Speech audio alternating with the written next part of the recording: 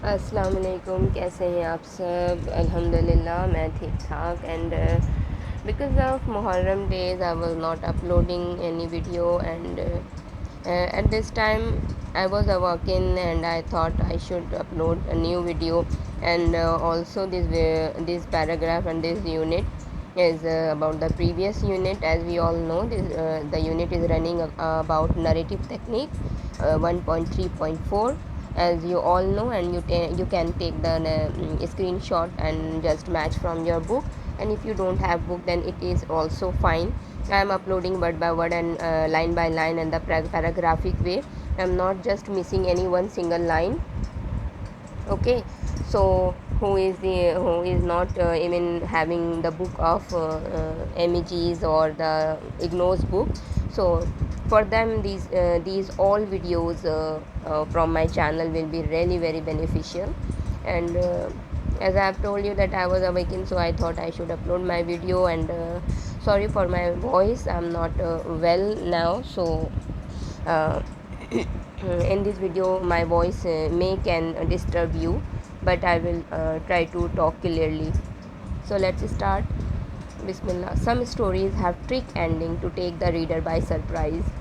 सम stories, कुछ कहानियाँ क्या करती हैं कि ट्रिक एंडिंग करती हैं, यानी जो हम सोच रहे होते हैं जिस कहानी के बारे में कि इसका एंडिंग ये होगा, वो वैसा नहीं होता है। ठीक है, उस तरीके से बस दफ़ा नहीं होता है, तो उसे ट्रिक एंडिंग कहते हैं। कि रीडर पढ़ते पढ़ते वो सोच रहा होता है कि अरे यार, इस कहानी का एंड तो हमने ये सोचा हुआ था, because of circumstances we were compelled to think like this, but at the end reader just got surprised. Okay, so इस तरह से होती है, वो सरप्राइज़ हो जाता है, रीडर सरप्राइज़ हो जाता है।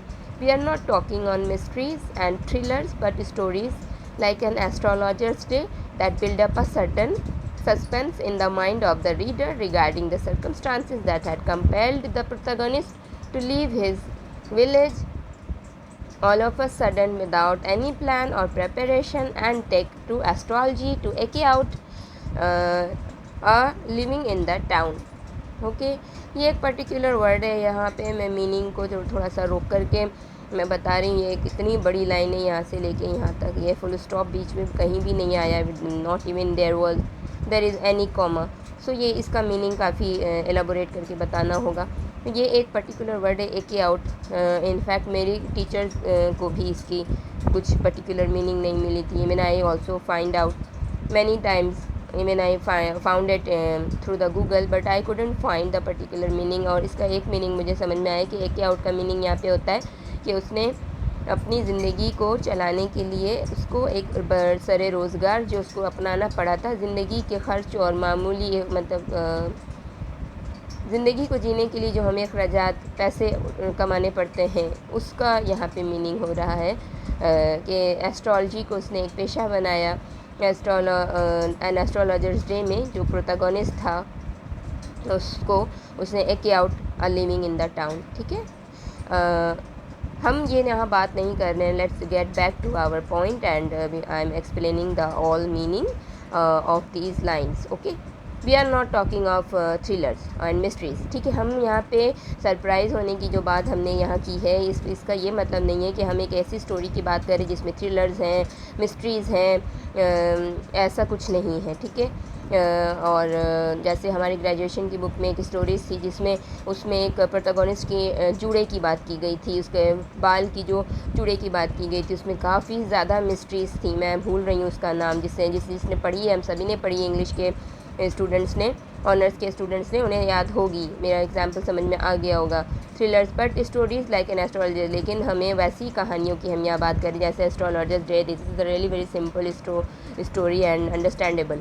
Okay, that build up a certain, एक यकीनी तौर पर एक सादे तौर पे एक सस्पेंस क्रिएट करती है रीडर के माइंड में, हालात के मुताबिक रिगार्डिंग द सर्कमस्टांसेस, जो माहौल और हालात वहाँ क्रिएट होते हैं कहानी में, जो मजबूर कर देते हैं प्रोटैगनिस्ट को कि वो अपने गांव को छोड़ दे और जो है अचानक बग़ैर किसी प्लान के, बग़ैर किसी प्रिपरेशन के, बग़ैर किसी तैयारी के और मनसूबाबंदी के वो एक और उसने एस्ट्रोलॉजी, जो एक अच्छा खासा बरसरे रोज़गार था, यानी कि मैं बहुत ही उर्दू बोल रही हूँ यहाँ पे, एक अच्छा खासा कामकाज करने वाला इंसान था जो कि कमाता था, खाता था, रहता था, अचानक ही उसको ऐसे हालात हो गए और ऐसे उसने मजबूरी हो गई उसके साथ कि उसने गांव अपना छोड़ दिया, अपनी ज़िंदगी छोड़ दी, अपना घर छोड़ दिया और एक नई जगह पे जाके उसने एक एस्ट्रोलॉजी की पेशे को अपना लिया और नई जगह पे जाकर के उसने गुज़र बसर शुरू कर दिया। The revelation at the end comes as a surprise, जो वही होती है, यानी कि एक इल्हाम होना शुरू हो जाता है रीडर को कि हाँ अब ये होगा। यहाँ पे द रेवलेशन को ही आप पहले समझिए कि द रेवलेशन यहाँ पे जो बात कर रहा है, at the end comes as a surprise, क्या आ जाता है एकदम सरप्राइज़ के तौर पे खुल के आता है कि यार ये क्या हो गया, ये तो नहीं था इस कहानी पे। इसका अच्छा, इसका जो बिगिनिंग में बोला गया था कि वो एक ये है फ़लाँ है फ़लाँ है फ़लाँ है, इसकी कहानी इस तरह से चली, लेकिन एट द एंड जो समझ में आया कि अरे ये तो नहीं था, अरे ये तो बात दूसरी हो गई। यहाँ पे ये होता है और फिर जो मज़ा आता है ना फिर उस स्टोरी को पढ़ने में, हम सब जानते हैं जो स्टोरी रीडर्स हैं, specially I am, it goes to the credit of the author. ये कहाँ क्रेडिट सारी का सारा मतलब इसका जो श्रेय जाता है वो ऑथर को जाता है। दो that this sudden revelation unties many notes merely hinted at earlier and weaves the parts into a unified whole।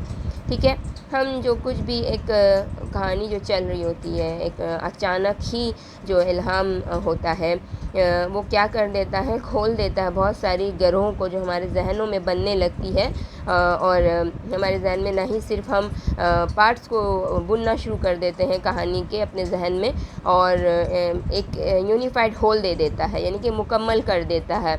अचानक इस तरीके का कोई जो एंड सामने आता है उसकी ये बात की यहाँ पे की जा रही है कि वो किस तरीके से फिर आपका जहन मुकम्मल तैयार कर देता है। ठीक है, words are clear or not, please come to my comment section and tell me that through my camera, through my cell phone, the words are clear or not, okay, lines are clear or not, lines आपको जिस तरह से मैं पढ़ा रही होती हूँ lines clear होती हैं या नहीं, ये ज़रूर बताइएगा। It is a logical climax reached dramatically, बहुत ही ज़्यादा लॉजिकल क्लाइमैक्स होता है लेकिन ड्रामेटिकली पहुँचाया जाता है। सारा का सारा क्रेडिट, सारा का सारा जो तारीफ़ है जो उसकी, मुझे पर्टिकुलर उर्दू या हिंदी वर्ड नहीं मिल रहा है तो that's why I am saying credit, सारा का सारा क्रेडिट जो ले जाता है वो ऑथर ले जाता है। उसके पास इतना ज़्यादा लाइक माइंड उसका इतना ज़्यादा प्रिपेयर होता है just to like weave the words and the line and the situation and to represent through the words or through his or her pen. So this is really very appreciable and we should read books, we should read any kind of book so that किताबें पढ़ना हमारे जहन को भी सुकून देता है।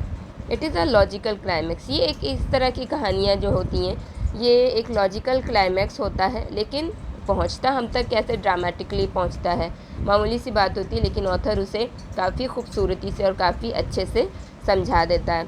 तो मुझे लगता है कि ये वीडियो यहाँ पे ख़त्म करनी चाहिए, आपको आप सबों को अच्छे से समझ में आई होगी और अगर कहीं पे मैं लैग कर रही हूँ then come to my comment section and please tell me and I would like to say thanks to everyone who have just subscribed my channel and give their thumbs and I'm so happy and I'm really very humbly thankful to them and please do more subscriptions so that it will be helpful for me। आज के लिए इतना ही, जज़ाकल्लाह।